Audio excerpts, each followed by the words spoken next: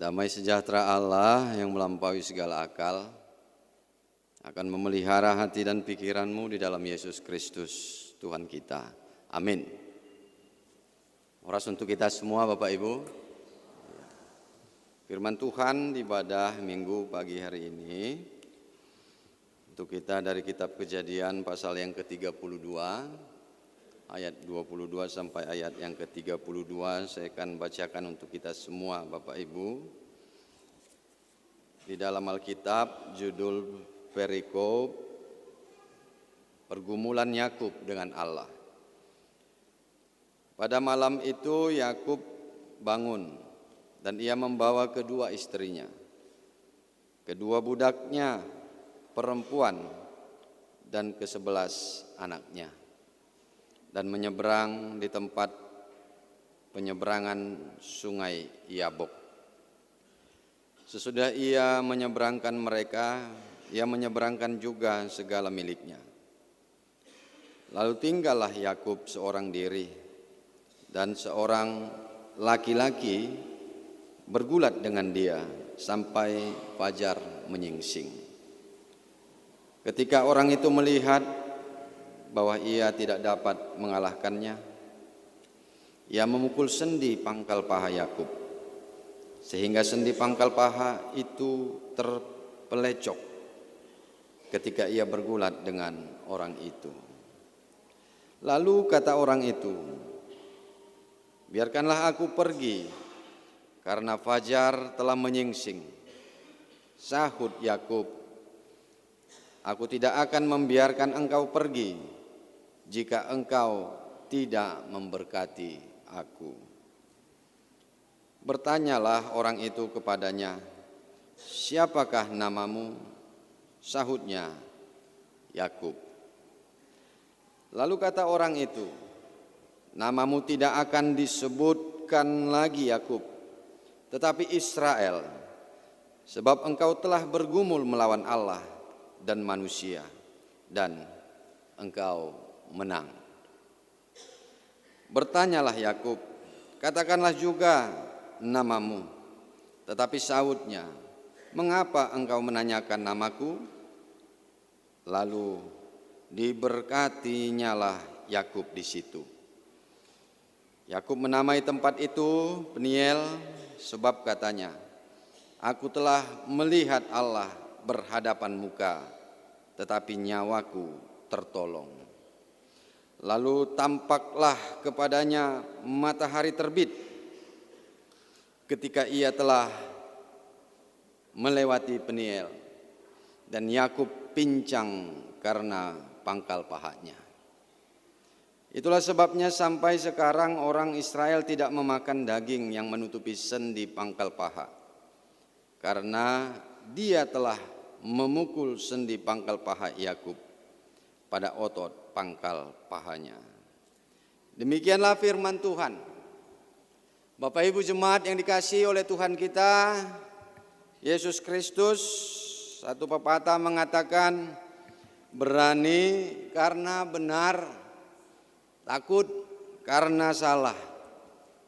Sederhananya yang mau dimaksudkan di situ ya orang yang benar pasti berani, orang yang salah pastilah dia takut.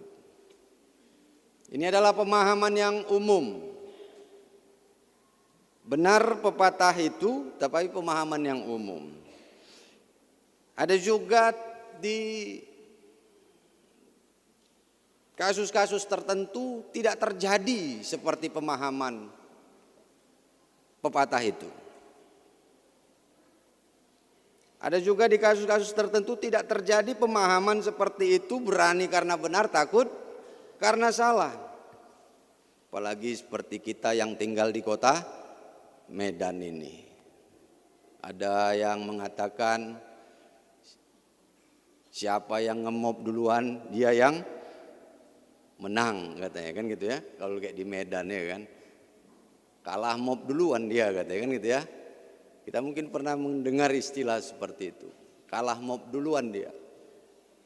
Padahal bukan berarti yang berani ngemop itu dia yang benar. Tapi istilahnya itu ada. Dan itu menjadi realita yang bisa mungkin pernah kita lihat di dalam kehidupan ataupun keseharian kehidupan kita.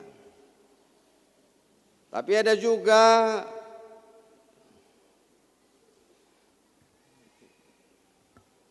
istilah yang mengatakan sudah ngemop dia, dimop balik, jiper juga dia, katanya gitu.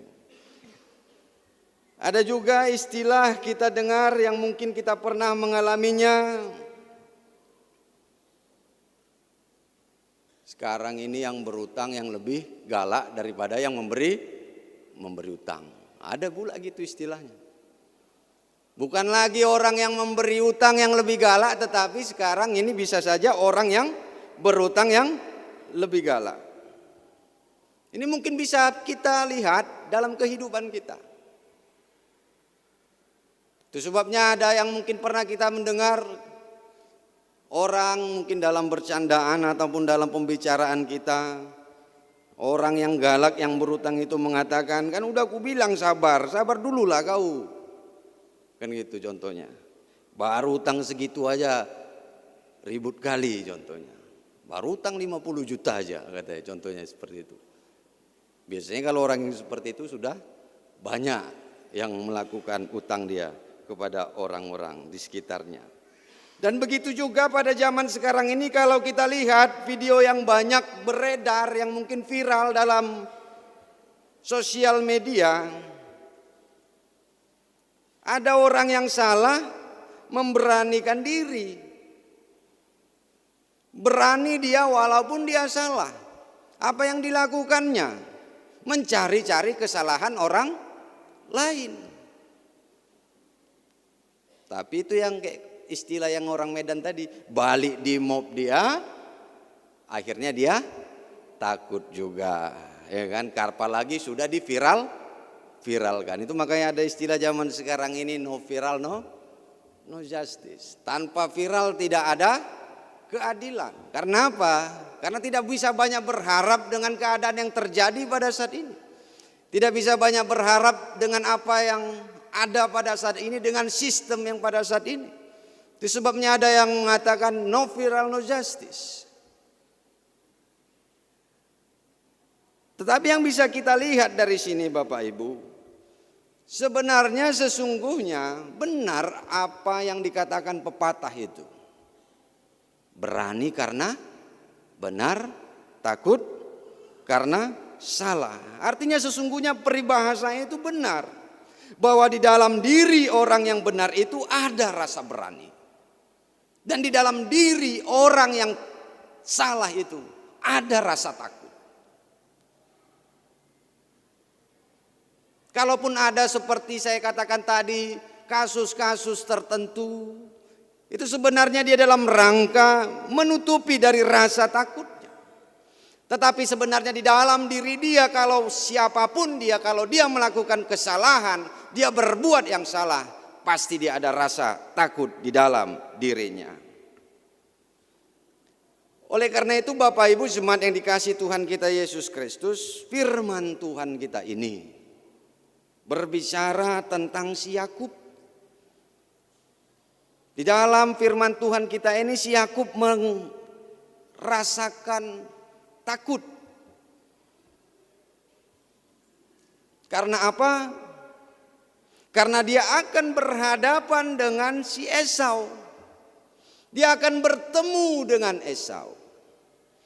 Jadi firman Tuhan kita ini Bapak Ibu adalah perjalanan di saat Yakub akan bertemu dengan Esau. Dengan penuh rasa takut. Kita bisa baca di ayat sebelumnya Bapak Ibu. Begitu juga di ayat sesudahnya, bagaimana dia juga berhasil dengan baik untuk bertemu dengan Esau. Saya kira kita tahu bersama Bapak Ibu apa yang telah dilakukan oleh Yakub, ya. Dia menipu dengan mengambil hak kesulungan si Esau itu. Sehingga dia mempunyai rasa takut untuk bertemu dengan si Esau. Itulah yang dialami oleh si Yakub. Dan ini firman Tuhan kita ini merupakan bagian dari perjalanan sebelum dia bertemu oleh Esau. Di depan firman Tuhan kita ini dia sudah mempunyai berbagai cara ya. Dia mengirim pasukannya dulu untuk bertemu dengan Esau. Demikian juga dia mempunyai strategi bagaimana nanti untuk bertemu dengan Esau karena rasa takutnya. Karena dia sadar dia sudah melakukan kesalahan. Tetapi apa yang kita lihat, Yakub dengan rasa takutnya, dia tetap berserah kepada Tuhan. Dia tetap melakukan banyak cara untuk menghadapi Esau itu. Jadi dia tetap menjalani semuanya itu, tidak lari dari masalah. Dia menghadapi itu walaupun dengan rasa takut. Tetapi yang bisa kita lihat bagaimana kesungguhan dia menyerahkan seluruh perasaannya itu. Menghadapi apa yang harus dilakukannya itu dengan menyerahkan seluruhnya kepada Tuhan. Kita bisa melihat bagaimana kesungguhan dia selalu menyertakan Tuhan di dalam perjalanan, terutama untuk bertemu dengan Esau. Di tengah perjalanan sebelum bertemu Esau, ada suatu peristiwa rohani yang dialami oleh Yakub. Ini yang menjadi firman Tuhan kita yang cukup kita kenal saya rasa, yaitu di mana Yakub bergumul dengan Allah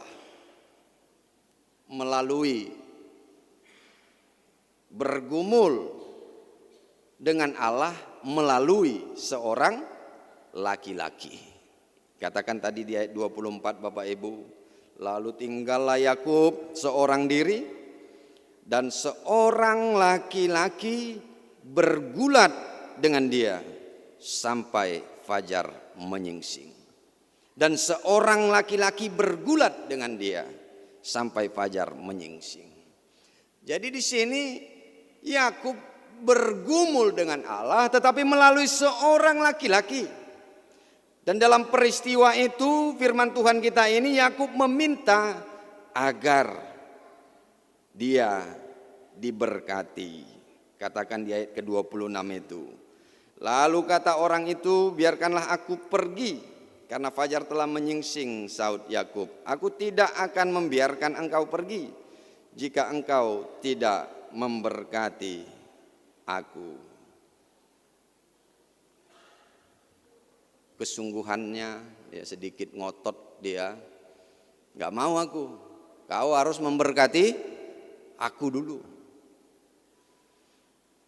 Ya dari sini kelihatannya si Yakub sudah tahu ini Tuhan ini. Sehingga dia mau supaya mendapatkan berkat dari dia, dari Tuhan itu. Kalau kita bandingkan dengan epistel kita tadi, bagaimana seorang perempuan janda yang ngotot, kalau bahasa Bataknya dijugul honibana mangido ya, dijugul honibana mangido, itu panguhum ya kepada hakim yang jahat itu. Akhirnya dia menerimanya itu. Ada kesungguhan untuk meminta. Demikian juga yang kita bisa lihat dari firman Tuhan kita ini. Dan Yakub akhirnya menamai tempat itu Peniel, ayat 30, yang artinya aku telah melihat Allah berhadapan muka, tetapi nyawaku tertolong. Ini menjadi suatu yang luar biasa, apalagi bagi orang percaya, khususnya orang Yahudi pada saat itu. Pemahaman mereka kalau melihat Allah ya mati, hangus. Kita tidak sanggup, manusia itu belum sanggup untuk melihat Allah. Karena apa? Ya karena itu dia akan hangus. Karena apa?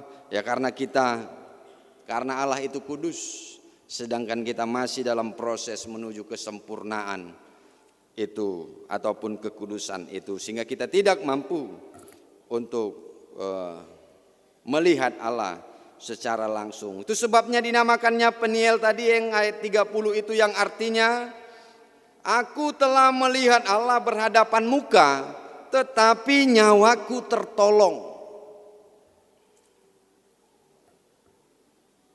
Dan itu juga yang menjadi topik minggu kita Bapak Ibu, yaitu aku telah melihat Allah. Nungatakas huida bohini debata. Karena itu Bapak Ibu jemaat yang dikasihi oleh Tuhan kita Yesus Kristus, melalui firman Tuhan kita di sini, yang pertama yang saya mau sampaikan ataupun yang bisa kita lihat juga, bahwa kita belum bisa melihat Allah secara langsung. Karena Allah itu kudus dan kita masih dalam proses menuju kesempurnaan. Dan siapa yang melihat Allah dia akan hangus ataupun mati. Tetapi kita bisa melihat Allah secara langsung. Tapi bukan saat ini Bapak Ibu. Melihat Allah secara langsung itu nanti. Di akhir zaman kita akan melihat Allah secara langsung. Jadi kalaupun ada mungkin kita merasa ataupun orang pernah mengalami ataupun bercerita, bertemu, melihat Tuhan, itu adalah gambaran. Itu adalah gambaran dia melihat Allah. Tapi kita tidak dapat ataupun belum dapat melihat Allah secara langsung karena dia itu kudus, sedangkan kita masih dalam proses untuk menuju ke sana ataupun kesempurnaan.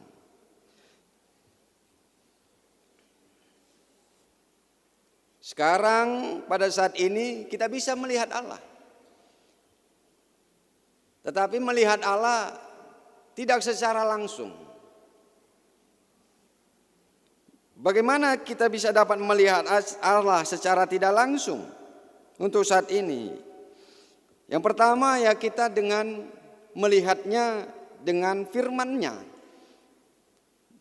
Dengan firman-Nya kita membaca, mendengarkan ataupun menghayati firman-Nya. Di sanalah kita dapat melihat Allah. Tentu saja secara tidak langsung. Ataupun melalui pengalaman hidup kita. Melalui pengalaman hidup kita itu kita dapat melihat Allah secara tidak langsung. Demikian juga melalui kesaksian-kesaksian orang lain. Kita dapat melihat Allah melalui juga kesaksian-kesaksian orang lain. Ada orang berbagi pengalaman imannya sehingga itu juga bisa menjadi bagian dari kita melihat karya Allah, kita melihat Allah. Dan itu yang harus kita sadari Bapak Ibu. Dan ini yang menjadi perenungan kita. Apakah memang kita benar-benar dapat melihat Allah di saat kita bersekutu dengan firman-Nya. Bersekutu dengan firman-Nya, dengan membaca firman-Nya, dengan mendengar firman-Nya, dengan menghayati firman-Nya. Apakah melalui itu kita bisa melihat Allah? Apakah melalui pergumulan-pergumulan kehidupan kita, dari sana kita bisa melihat Allah? Apakah melalui kesaksian-kesaksian orang lain, dari sana kita bisa melihat Allah? Ini yang menjadi perenungan kita. Karena melalui itulah untuk pada saat ini kita dapat melihat Allah untuk diri kita ataupun dalam kehidupan kita. Karena itu firman Tuhan ini mau mengajak kita sesungguhnya Bapak Ibu untuk fokus. Untuk fokus kita melihat Allah di dalam kehidupan kita ini. Melalui perjalanan kehidupan kita semuanya, melalui pergumulan kita, melalui persekutuan kita, melalui firman-Nya, melalui pengalaman hidup orang lain. Dari sana kita menjadi fokus untuk melihat Allah di dalam hidup kita untuk diri kita ini. Ini menjadi perenungan kita Bapak Ibu. Apakah kita melihat Allah melalui firman, melalui pergumulan kita, melalui kesaksian. Demikian juga Bapak Ibu jemaat yang dikasihi oleh Tuhan kita Yesus Kristus, mari kita juga meyakini bahwa pergumulan hidup kita ini itulah jalan kita untuk melihat Allah. Sebagaimana yang dialami oleh Yakub di dalam firman Tuhan kita ini, dia bergumul, melalui pergumulannya itu dia melihat Allah.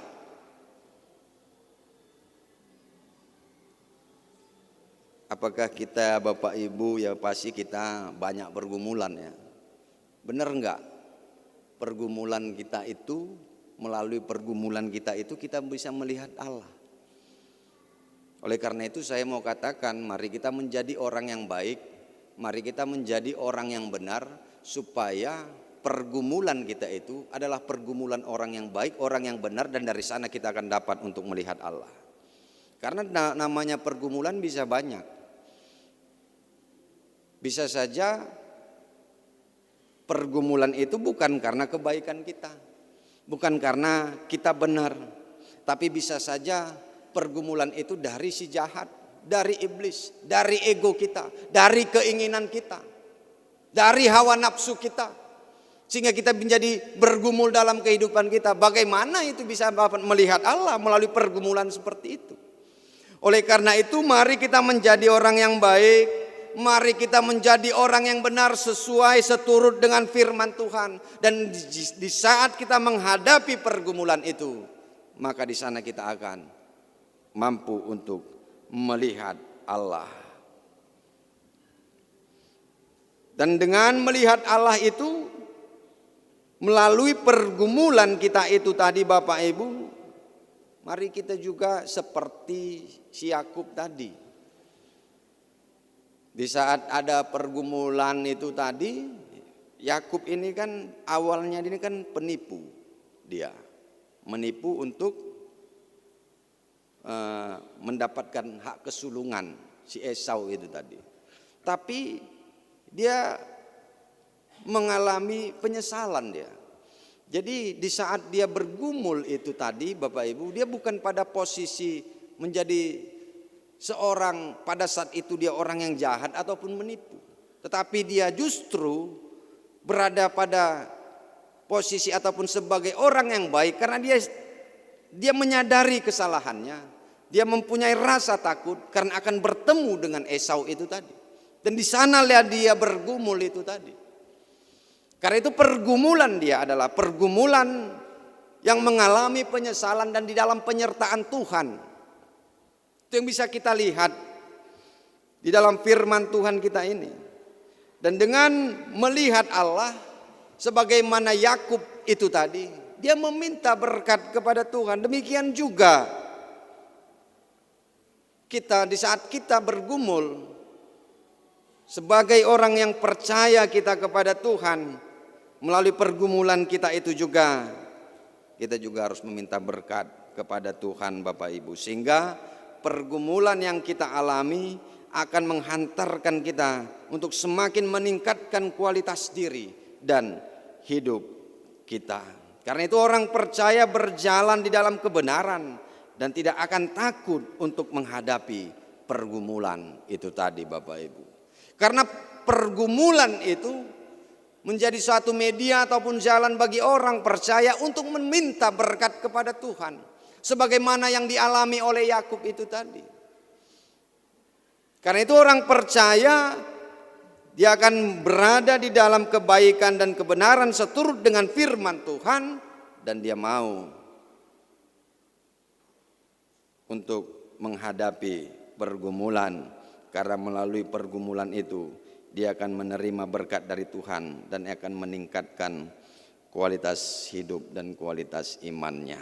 Yang terakhir yang mau saya sampaikan melalui firman Tuhan kita di sini, Bapak Ibu, dengan melihat Tuhan,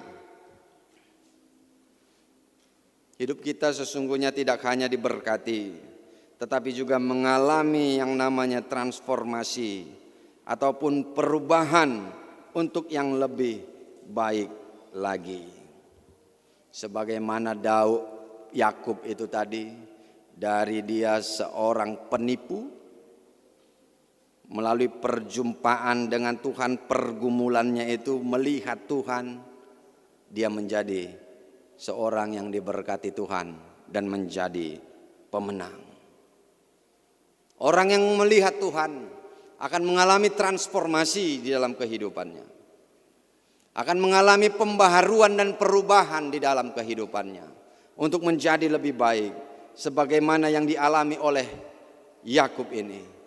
Dari yang melakukan tidak baik, menipu, akhirnya dia menjadi seorang pemenang. Demikianlah kita sebagai anak-anak Tuhan, sebagai orang yang percaya, kita melihat Tuhan tidak secara tidak langsung, melalui firman-Nya, melalui doa-doa kita, melalui persekutuan kita, melalui pengalaman hidup kita, melalui kesaksian orang-orang lain. Dari sana kita melihat Tuhan, melihat Allah, dan dari sana juga akan mengalami perubahan kita untuk lebih baik lagi. Ini yang menjadi perenungan kita. Apakah kita berubah untuk lebih baik? Jika kita melihat Allah, maka kita akan berubah untuk menjadi lebih baik. Amin. Kita berdoa.